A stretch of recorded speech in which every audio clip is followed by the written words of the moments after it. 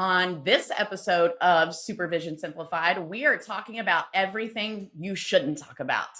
Politics and religion, oh my. And what it means for your practice, your clinicians, and you as a supervisor and leader. So stay tuned.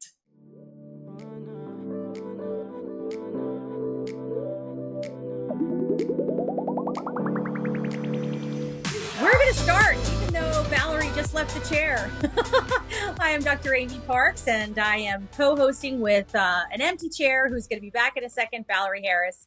And this is Supervision Simplified. And so if you're watching on YouTube, you can only see me right now. But if you're listening, you can hear my voice just fine. Here she is. She's back. Thank you so much. I'm back. Once I press the button, girlfriend, there's no turning back after that. I know. Good thing I didn't slide in and do something really crazy. Right. And you're fully clothed, all the good things. Right. Exactly. Yeah. But, we are, that would be very controversial. And that's actually what we're going to be focusing on today is a little bit of the controversies that are arising in the healthcare and mental health care industry.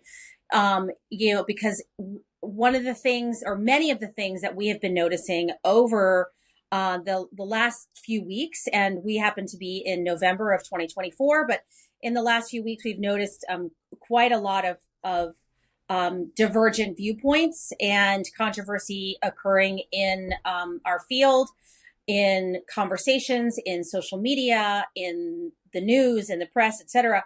And I actually find it really interesting that I almost know way more than most of my team about any of this.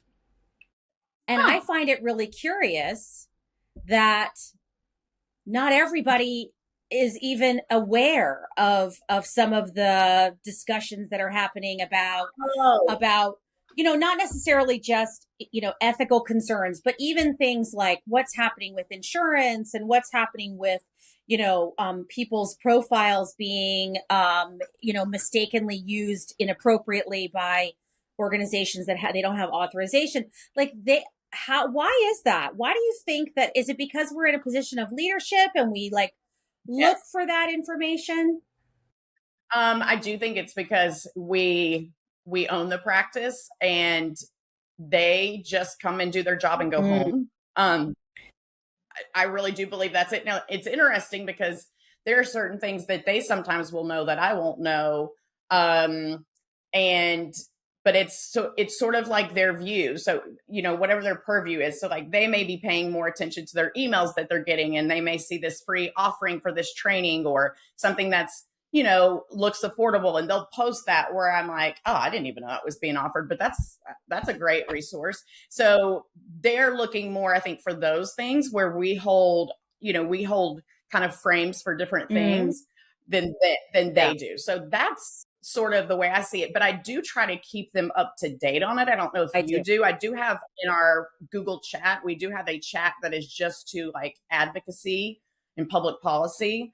And so I will try and put things in there that seem relevant or screenshots from certain things just to say hey, this is happening. Not sure if you're aware, right. And then sort of tie that to a current policy we might have or, a value, that we enforce or whatnot, whatever's relevant. But you're right. They don't seem to know. They're sort of oh, that's happening. Yeah. Part of me misses the days of just being the talent. And at the same time too, we have a training and resources tab in our Slack. And so I'll add, if I think it's a very important thing, if I think it's an important article, I will add, and I have learned now to add the context of, I'm not endorsing or, saying anything by sharing this with you other than it's important for you to be a part of the conversation.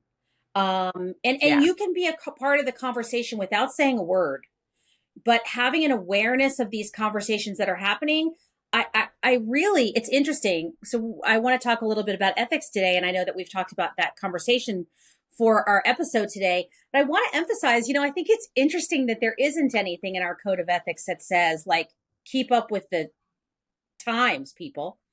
You really could very easily live under a rock and not know. And we see that happen in supervision quite a lot.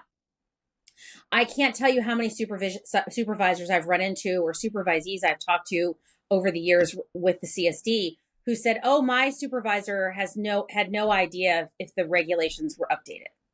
Or I have no idea how to find the new paperwork, or I didn't know that that was a new thing, and it was 2 or 3 years old. And I Oh, think wow. it's not hard really to actually be in the dark. And I guess it's a nice place to live sometimes. But policies are updated at the board level for usually a pretty significant reason. I'm not going to say good, but maybe, a pretty significant reason. And, so knowing that stuff is so key. And so I guess I have taken it upon myself, as you have, to sort of pay more attention to when things are changed or updated and what's happening in the greater sort of profession to be in the know. Or reading the board notes alone for me. So like in our state, the rules for professional counselors, I don't think that's been updated in so long. Like it feels like it's been quite some time, but what they will sometimes do is add an addendum item of some sort. Okay. So it's sort of, I guess it's like the Constitution, you know what I mean? Like they're adding an amendment somewhere, or it's not an amendment, but I'm not stating it right, but I know what I'm trying to say.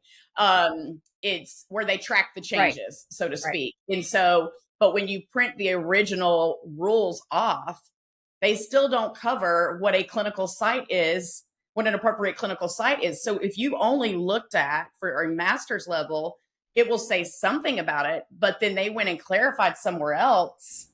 And if you are not, now they did put it on that front page, so they made it pretty noticeable. But I think of it like in legal things too. So, I'm a huge fan of all things law and legal cases and justice. And I think of this even in biblical terms, like you have the law and you have the spirit of the law.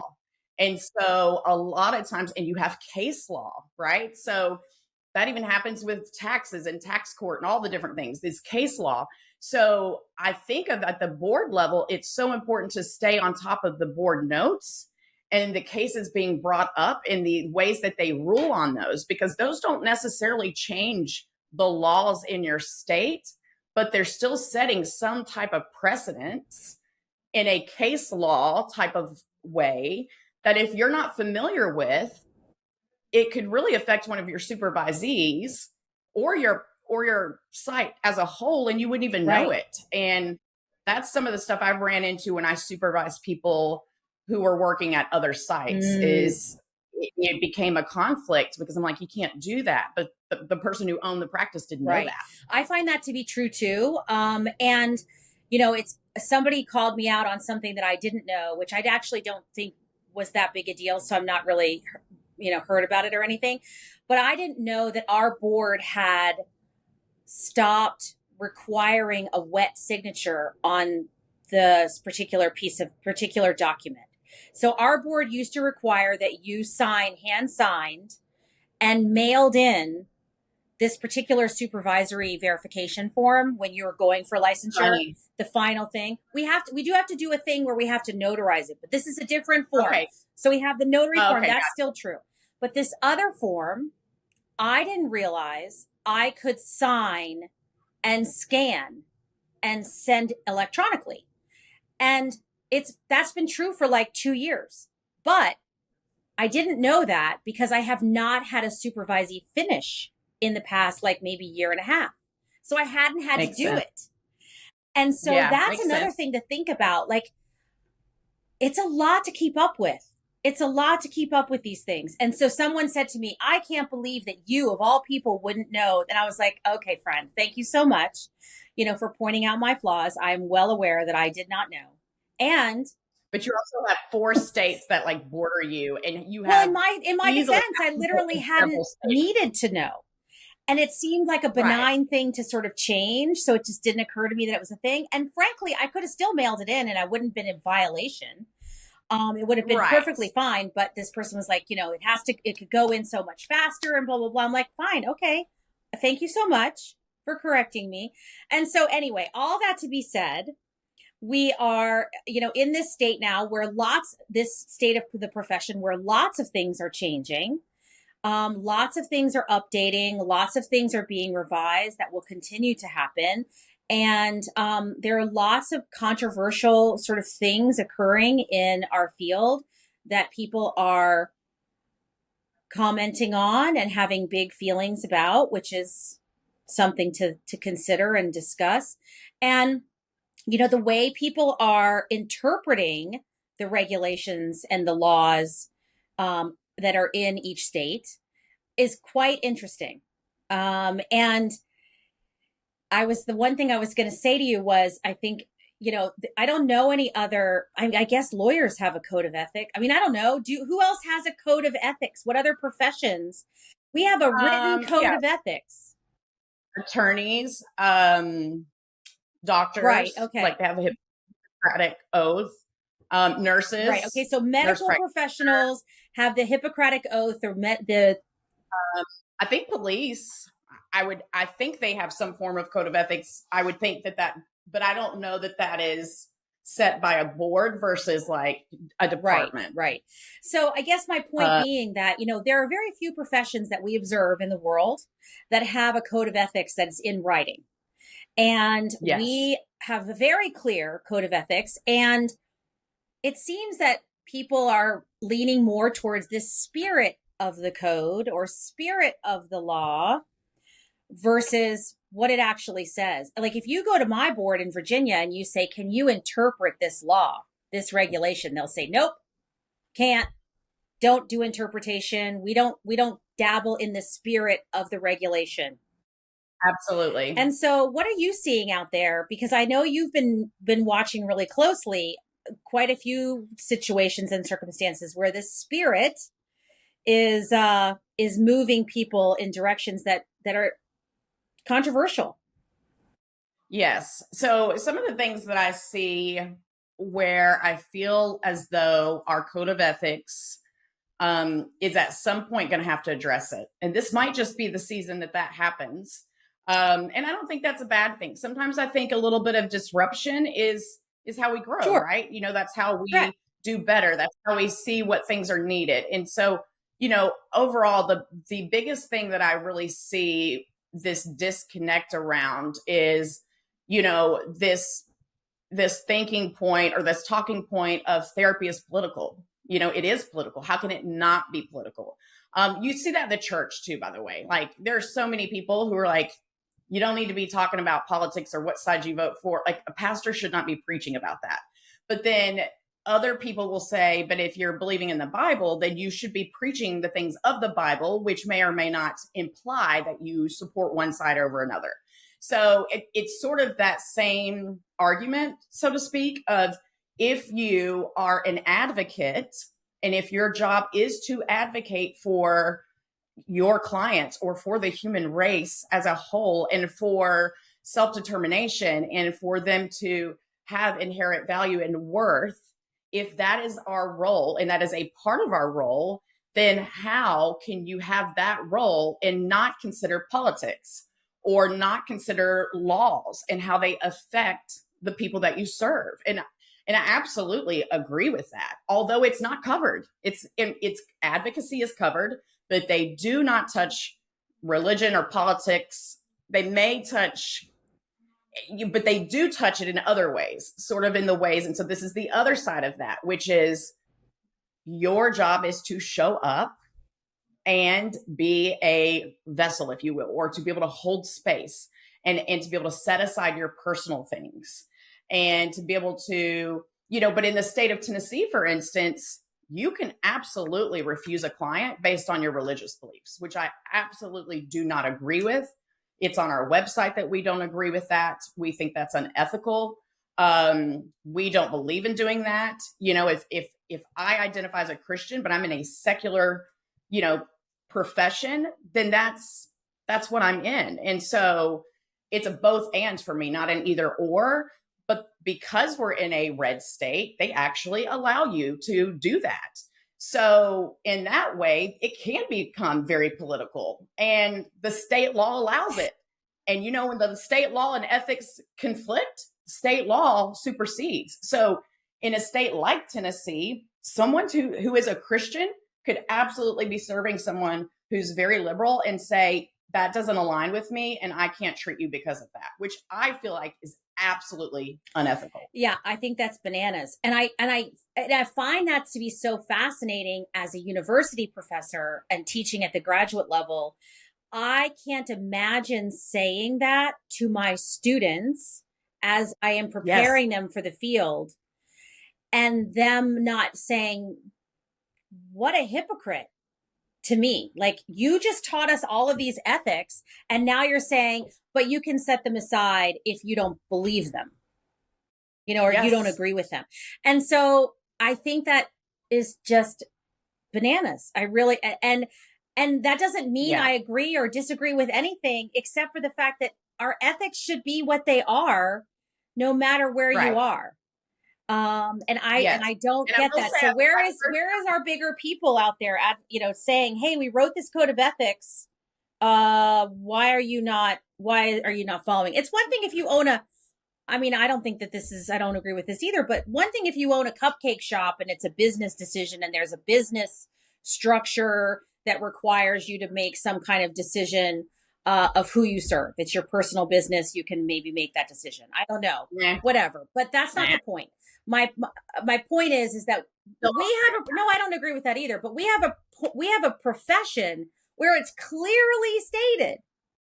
Oh, yes. I see what you're saying. Like, yes. It's one thing if you're in sort of a more vague kind of role, but this is not that vague. This is pretty damn clear. Right. So I know. And I'm just wondering at what point it's, someone's political beliefs is going to become a protected class as a result, because it's currently not. Right.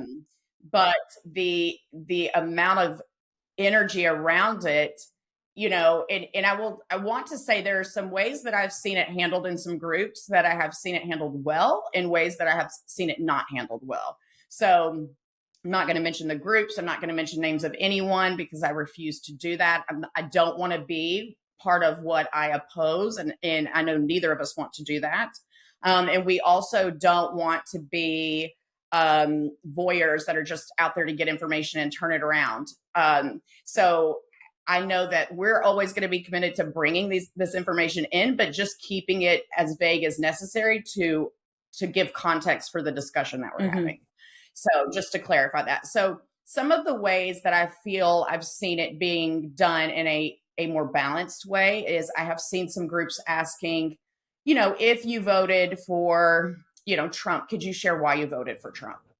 So that we can understand more. Yeah, just give context to that. And I saw a lot of people bravely respond, and a lot of people say, I wouldn't have thought of that, or I didn't consider that, or that makes sense.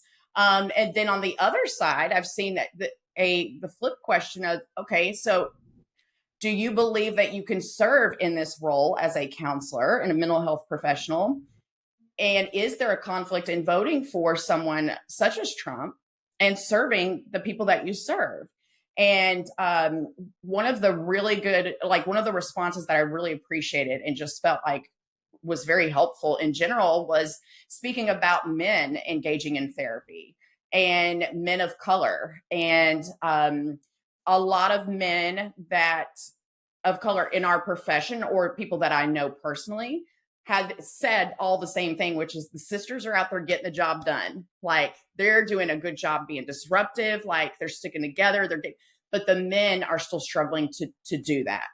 And so there's a lot of men on the forefront of that in our field who are really trying to hold space for that and really trying to drive some movement in that direction and around men's mental health, and especially for men of color. And so what this man said that I thought was really helpful was, yes, me as a therapist, I can look at it from this view. Me as a client, it would be so important to know that the therapist I was seeing had context and had understanding for the systematic oppression and the things that I would deal with, or the things that someone in my family might deal with, because it's already so difficult to engage in therapy And then if you're to engage and then you find out that this person really doesn't have that cultural competence, it's going to make people that much less likely to like engage in therapy. And I'm like, that's a really good argument for that, you know, and we are ethically required to have cultural competence. So, and a great argument for curiosity, you know, just leading with curiosity. And I love that, that I did see that also that group that said, you know, can you, you know, talk about why it was important to you to lean this way or that way. And I really appreciate the whole, the mentoring and modeling of, can we lead with curiosity? You know, by the way, we need to have the admin of that group on our podcast. Okay. Just find out who the admin is. And I know who it is, and he will say yes. Okay, great. Let's do that. Let's have that. Let's have him soon. Absolutely. I would love that. Because he leads in such a way in moments like this, and is unafraid to step into the middle of things and does it with such a place of like really having that curiosity and critical thinking and really holding space for the both and keeping it very balanced. And there's just, it's almost like a special like superpower in that I'm kind of like really curious to know how he came to be it that takes way. A lot of inner strength and understanding, and again, like curiosity about and empathy for humanity, to be able to live in that duality of, you know, this can be true and that can be true at the same time. And we're all, you know, we're all in this human experience. So you were saying that there's been, can you go back just for a second? Can you define the word protected class and then talk a little bit about, I know that we've seen some kind of glaring circumstances or situations where it's becoming concerning, this idea of protected class or not protected, whatever.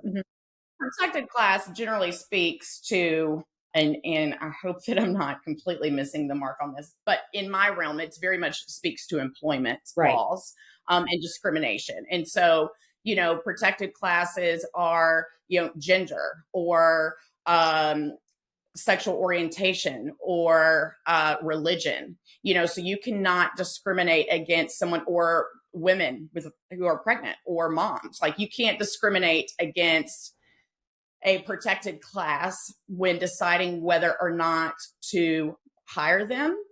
And that's why from an HR standpoint, and you have to be very careful that you're not discriminating. So like, for instance, if you have someone who is pregnant, I don't know. Yeah, pregnant. And maybe they're not doing their job and they were at one time, like you really have to be able to document that you need to know what their job description was. You need to show that you have made some sort of, you know, that they you have a disability, been able to, right? Exactly. Yeah. Right. You have to, and even in our state, you even have to provide a room for breastfeeding. And it cannot be a bathroom. Excellent. So I think that's actually supposed to be over like so many employees, but we provide it anyway. And so I've had lots of people have babies while they've been with us. So we have to like prepare for that in room sharing so that they can pump or feed. And so what I'm seeing in some of these groups is there are people who are actually at risk of losing their job in at-will states based on how they voted. I think that incredible. And of course, you can't prove that. Sure. Well, maybe some circumstances you can, but the one that we've been seeing, like, you know, it's either been stated or implied but you really don't. I mean, you could say it's wrongful termination. You could try to fight that, of course. You could file an employment. You could do all those things. And I know at least in some states, wrongful termination, you know, it's probably going to go on if I had to guess, and I'm not an attorney, so don't say Valarie said this from a legal standpoint, but I've been working with my attorney for a good 10 years. And I feel like if he were sitting here, he would say that's correct because he's trained me well. And if you're in the Nashville area, his name is Steve Elliott, and he's fantastic if you need one and you're a practice owner. So he would probably say, "You need to sponsor a podcast. We're here, Steve." Yes. He would probably say that you have two separate issues. So on the one hand, if it's about something political, like that's not a protected class. But if someone is saying that's a wrongful termination, you better have documentation. Mm-hmm. Like you better have some sort of, what are your policies on progressive discipline? What are your policies? Did this person get written up? So that's where you're going to raise the level of suspicion or have an argument, if you will, for wrongful termination. Mm-hmm. If there's no policy about politics in the workplace, or how that's handled, or or even performance in general, like how do you manage performance? How do you manage attendance? Right. If you don't have policies that people have signed off on, and you don't have proof in writing of some form that you have enforced those and followed those, that's when you're looking at raising red flags for like wrongful termination and or discrimination if it's a protected class. So even like veterans, for instance, I have veterans that work for me. That's a protected class. So if they need to go to the VA, if they, these are things that I have to look at and look at them differently than I would look at something else. And we have to create clarity around those things. So we're talking about, so that's where it can become a legal problem. So we're talking about it from kind of an employment perspective, but like stepping out and looking at it from a supervisory and or power dynamic perspective, I haven't particularly seen, although I actually, based on what you're saying, wouldn't be surprised if this were happening. But I haven't seen any discussion about like supervisors and supervisees, like breaking up or stopping work together because of how one or the other voted, or how one of the, any kind of relationship to religion or anything like that. But again, like based on what you're saying, if it's happening in employment, these power dynamics are the same, very similar. And so I'm wondering how to support leaders, and supervisors we both consider to be at the leadership level. How do we support people in understanding and thinking through this potential sort of difference of opinion, thought, leadership, how do we work on that? Because you can't just cancel. Well, you can, but you'd be canceling people all day long and quitting jobs and leaving, terminating supervision and leaving people high and low. And that can't at the end of the day. I mean, that has to be abandonment from the supervisory perspective at some point. Yes. But people are canceling. People were out canceling their appointments with their clients because of how they voted. Yes. People are stop. I saw a thing where a husband and wife were getting divorced because of how the husband voted for this and the wife voted for, they couldn't. I was like, okay. I mean, wow, it's a lot. And I mean, and I don't mean to be naive or tone deaf at all. And I know I say this often, but as an ENFP, that P on the end just informs me differently. It really, really does, because I really can do the duality much better than a lot of people. And it doesn't make me better than anyone in any way. In fact, it makes it very hard when I need to hold a line, because I can see things in so many different ways that it makes it very difficult to make a decision too. So it has its pros and its cons. But I think what just comes up for me over and over is we the people, like we the people, mm-hmm. we the people, like we the people have so much power, like as a group. And so I just think of our industry and I'm like, we have so much, like we have communication skills. Yes, of course, there's so many complexities and intersectionality. Like we have our own pain and experience. But I feel like of all the industries, we have the most, like we have the greatest ability to be disruptive and healing in the same space. You know what I mean? Like the both and. We can be healers and be disruptive of systems. We can unite and we can disagree. We can remain curious and pull back and try and create curiosity when we feel like we want to be critical. I feel like of all the people, we could be the example to the rest of the world and to so many industries. And if we did that, I feel like these political parties would lose some of their steam and power. Mm-hmm. And I feel like when I see this happening amongst us, I'm like, this is exactly what they want. Right. They just want us turning on each other And meanwhile, of course, I'm a little anti-government myself because I'm very strong about justice and I'm for the people. So I'm like, meanwhile, we're just turning on one another. And who knows what they're up there doing in Congress because we're not paying attention to it because we're too busy fighting each other.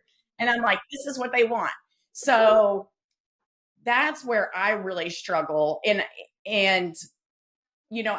I've seen some people doing it very well, though, really well. Like people who are really trying to be sensitive, people who are trying to take space, people who are being thoughtful, and and those things really encourage me too. Are you hearing my dogs barking? All right, I was trying to mute them, but I can't because they have an opinion. They have a strong opinion that somebody's at the door, and I can't do anything about it while we're talking right now. So we're just gonna recognize that we are for the people and the dogs, and it's all good. I think it's so interesting what you're saying, and I worry about this idea that we know is happening out there of this, in our profession endorsing this kind of cancel culture. This idea that we can just stop treating someone because we don't either, I really wonder if, and I think I said this to you offline, I think I said, is it okay to worry about a supervisee who reports that they are dysregulated and they don't have the capacity to manage their client, a particular client or a client load after a troubling event? Like, I get that we're human, and I get that that there might be times when you really need to take a break. And I wonder, what does it mean to sort of opt out of the job because you're so dysregulated? Like, how, like, I'm really struggling with that. And I think that that's what we're looking at is, a community of people who know what regulation feels like, know what it needs to look like, and yet are struggling with it. And therefore then opting out of a position, a job, a responsibility, a task, whatever it may be. And employers the same, like, I'm not tolerating you because you are different from me in some way, shape, or form. It's one thing, again, if you have a progressive discipline system or consequence system where, you've moved through several scenarios and you're misusing your power or whatever to coerce other people. There's lots of reasons why this might, be a moot point. But the people that I just worry about, people that particularly in this climate right now around politics, that are so dysregulated. But I'm saying that from a place of privilege. I am a heterosexual white female. So boo-hoo for me. Like, nothing is, like, I am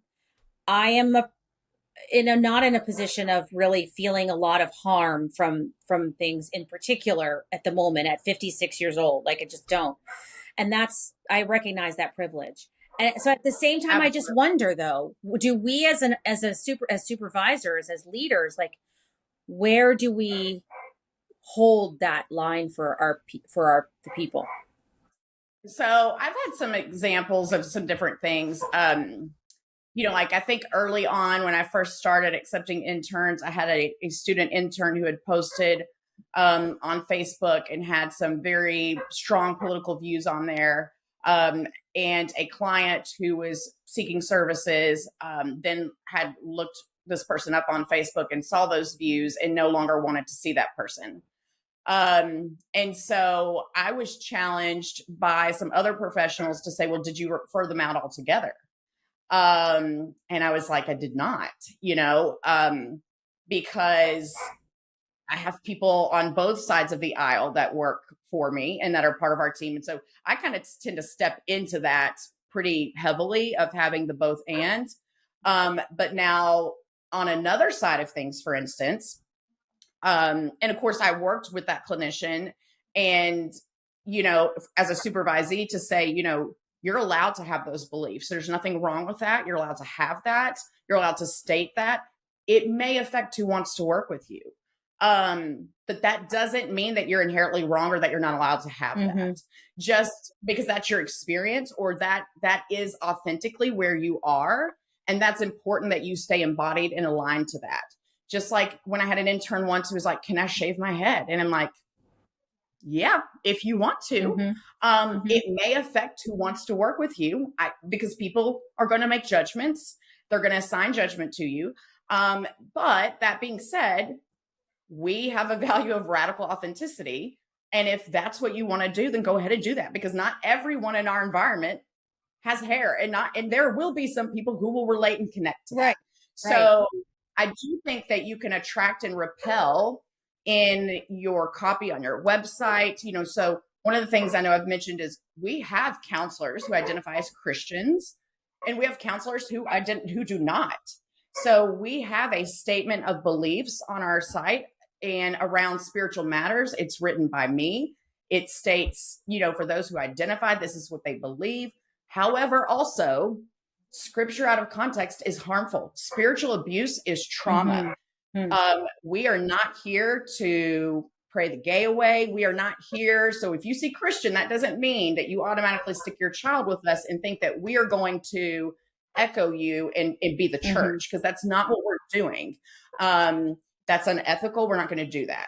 And so we have to kind of create that clarity on both sides. We treat people from all walks of life. It will be a safe space for all walks of life. It does not matter how we identify as it personally. This is how we conduct care. And this is how we use that lens, and how we use spirituality, and when it's appropriate and when it's not appropriate. And that's client specific. But in that same way, I've had clients who use the N-word in a session, and I cut them off immediately. And I'm like, you cannot use that word.